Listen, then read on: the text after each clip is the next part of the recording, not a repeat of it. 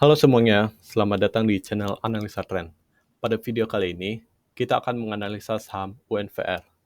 Nah, sebelum memulai video, disclaimer terlebih dahulu ya. Silakan dibaca. Jika sudah, mari kita mulai.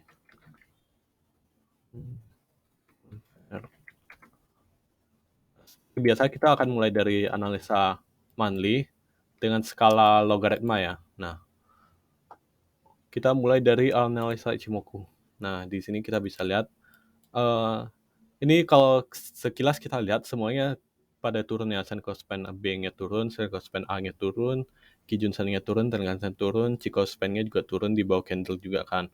Nah, cuma khusus yang sekarang bulan April ini masih belum break low ini, jadi semuanya eh, pada turun. Cuma untuk satu candle ini tuh masih mungkin ada bisa jadi terkoreksi atau ini cuma karena opening candle aja.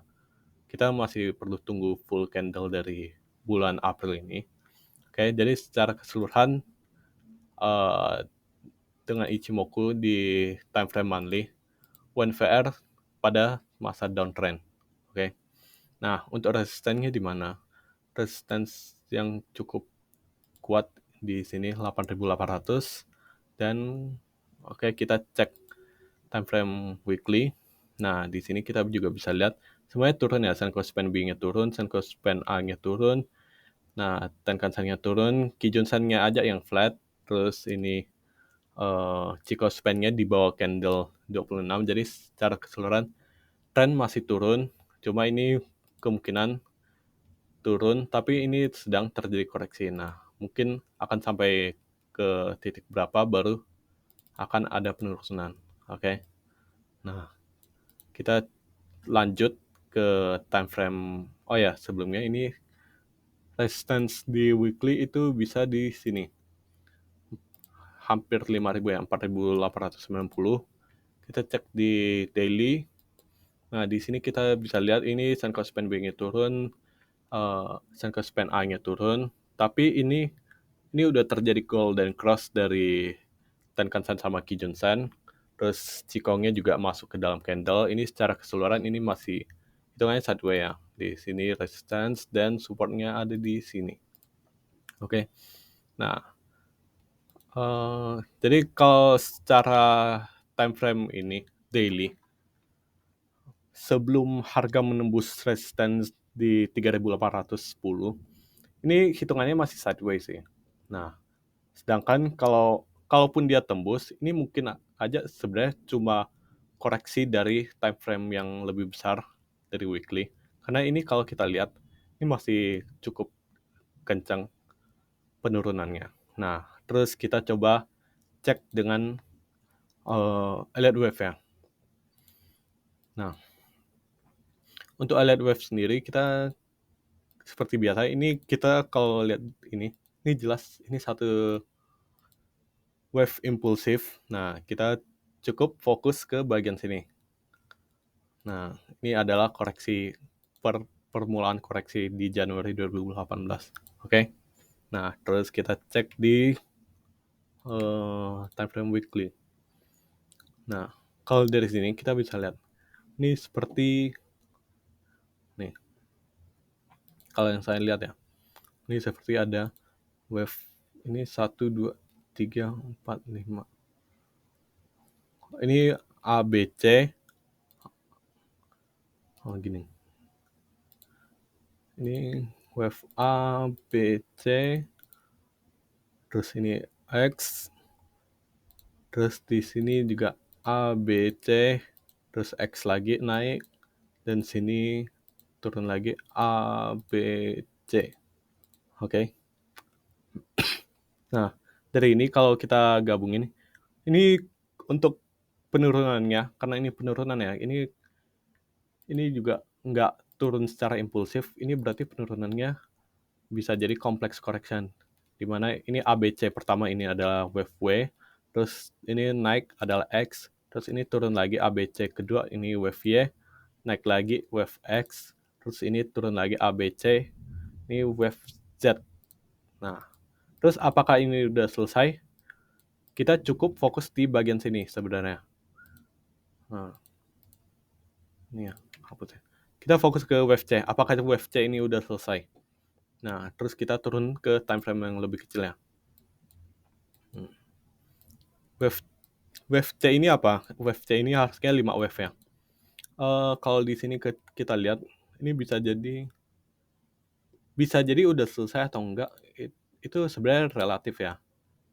Soalnya ini tiap orang bisa aja ngelihat, oh ini udah selesai, oh ini belum selesai. Tapi yang saya lihat nih, ini bisa 1, 2, 3, 4, 5, wave 2, terus wave 3-nya ke sini, wave 4, wave 5.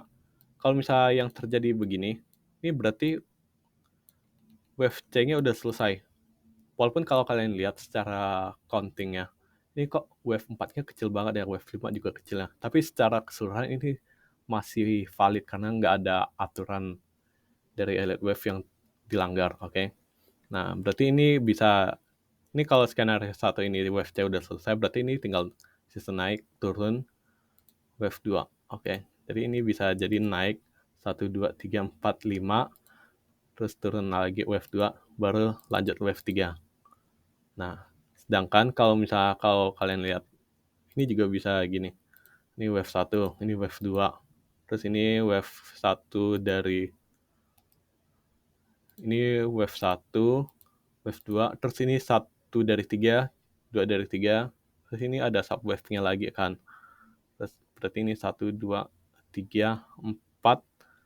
Berarti ini 3-nya belum selesai. Dan ada naik lagi 4, 5. Oke. Nah, jadi secara counting, nah, untuk time frame kecil ini bisa ada banyak macam counting lah kan. Nah, kita cukup fokus ke beberapa aja. Berarti kalau kita ada banyak kemungkinan, ini artinya ini setelah naik ini bisa jadi tembus support lagi. Baru dia akan naik atau dia nggak akan tembus support ini lagi, oke? Nah, dia ada 2 kemungkinan kan. Ini seperti biasa sih kalau kalian ikutin video-video yang sebelumnya. Ini hampir semua kemungkinan ketika saya analisa di time frame yang kecil, itu selalu akan bisa jadi dia tembus support atau enggak kan. Oke. Nah, kenapa gitu? Karena ini sebenarnya dengan analisa elite wave, ini kita cuma fokus ke beberapa kemungkinan yang akan terjadi. Nah, kemungkinan apa yang paling besar terjadi, nah kita kan juga kurang tahu. Makanya saya analisa menggunakan Ichimoku. Nah, selama harga masih belum menembus Kumo, nah kita bisa asumsikan bahwa tren akan terus melanjutkan penurunan. Nah, sebenarnya fokusnya itu aja sih. Nah, terus kalau kita cek ya, kita cek secara monthly. Kalau kalian lihat ya, ini kita bisa tarik trend line di sini, terus ini di sini. Oke, jadi harganya tuh terbentuk dari sini, naik, turun, naik, turun, naik, turun. Ini kalau kalian lihat, ini seperti pattern DBW. Nah, untuk yang tidak tahu pattern DBW itu apa, silakan cari di internet. Itu mungkin banyak penjelasannya. Nah, kalau misalnya ini benar-benar terjadi, ya berarti ya peluang untuk Unilever lanjut turun itu udah sedikit lebih kecil kan. Apalagi pattern DBW-nya udah ada 5 swing kan, yaitu W, X, Y, X, Z. Nah, Z-nya tinggal sedikit lagi. Kalaupun dia mau turun, ya udah sisa turun dikit lagi kan. Apalagi kalau kita lihat di time frame monthly. Misalnya ini kan satu swing. Ini koreksi kepala cangkulnya kan. Nah, kita tarik dari swing low ke swing high. Nah, kalau kalian lihat di sini Fibo 50, ini sebenarnya ini tahanan yang cukup kuat lah. Jadi Unilever di sekitar 3000 ini support yang cukup kuat.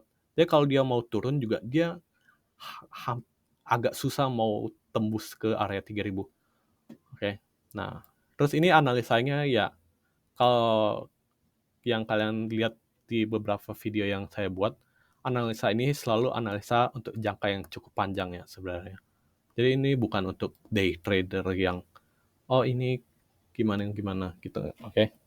Nah, terus kalau misalnya nih, di area 3.000 tertembus ini, kalian lihat, Fibo 61,8. Ini pas kebetulan ada di base, oke. Nah, ini juga kalau kalian lihat area Fibo 50 itu ada di base, dan kebetulan di sini juga ada angka psikologi yaitu 3.000 kan. Nah, terus di bawah juga ada angka psikologi yaitu 2.000. Nah, jadi kalian bisa patokan, pokoknya kalau Unilever di harga 3.000 atau ntar kalau dia tembus 3.000 berarti support berikutnya di 2.000. Support berikutnya lagi di mana? Ini mungkin bisa, kita kalau lihat sekilas dari sini ya, ini mungkin bisa jadi base berikutnya. Oke. Ini berapa? Sekitar 1.500. Nah, angka psikologi lagi kan. Oke, kalian juga perlu perhatikan sih angka psikologinya. Nah, apakah Unilever ini udah selesai? Ya bisa jadi udah selesai dan dia mau lanjutkan naik, karena ini juga sudah terbentuk pattern kan di time frame monthly. Nah, tapi apakah ini bisa jadi ini lanjut turun terus? Ya bisa jadi, kan bukan sesuatu hal yang mustahil lah untuk Unilever tetap lanjut turun atau mulai melakukan kenaikan. Oke. Nah, terus di sini ini saya tampilin yang bagian ini, P ratio. Nah, untuk P rasionya secara time frame monthly, P rasio yang terjadi di sekarang ini hampir udah rasio paling rendah sejak tahun 2005 ini. Nih, oke. Dia harga udah naik cukup bagus nih. Performanya udah bagus, meningkat tiap tahun, tapi PE rasio yang sekarang tuh udah setara dengan PE rasio yang saat 2006, 2007, 2008. Nah, untuk nilai valuasinya itu apakah ini sudah termasuk murah, itu bisa kalian tentukan sendiri ya. Oke. Nah, terus kita coba lihat ini ya, momentum. Pakai stokastik 2633. Oke. Nah, kalau kalian lihat ini.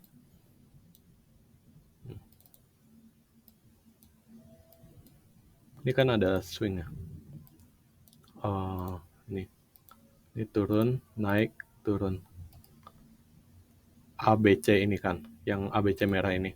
Nah, kalau kalian perbesar lagi stokastiknya, ini sebenarnya ada bullish divergence. Harganya turun kan, bentuk lower low.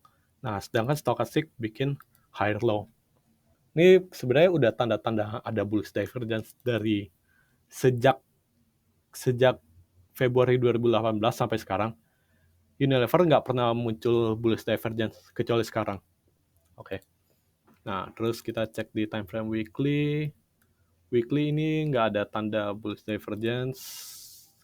Kita cek di daily.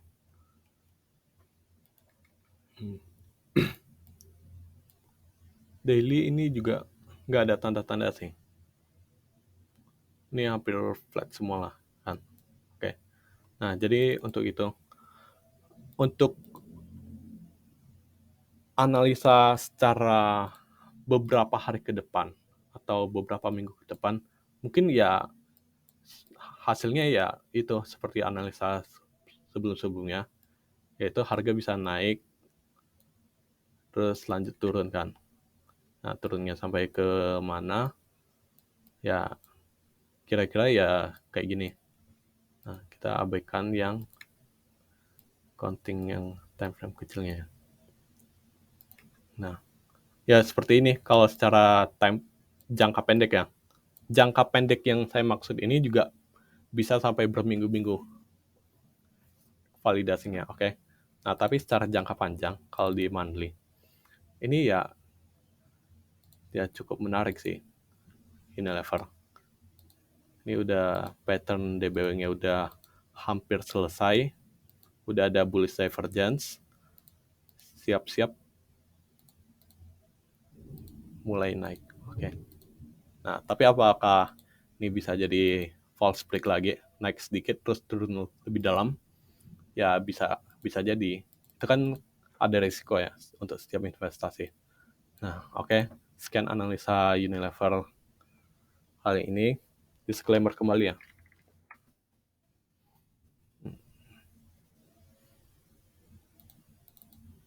Oke. Sekian analisa tren Unilever. Sekian dan terima kasih.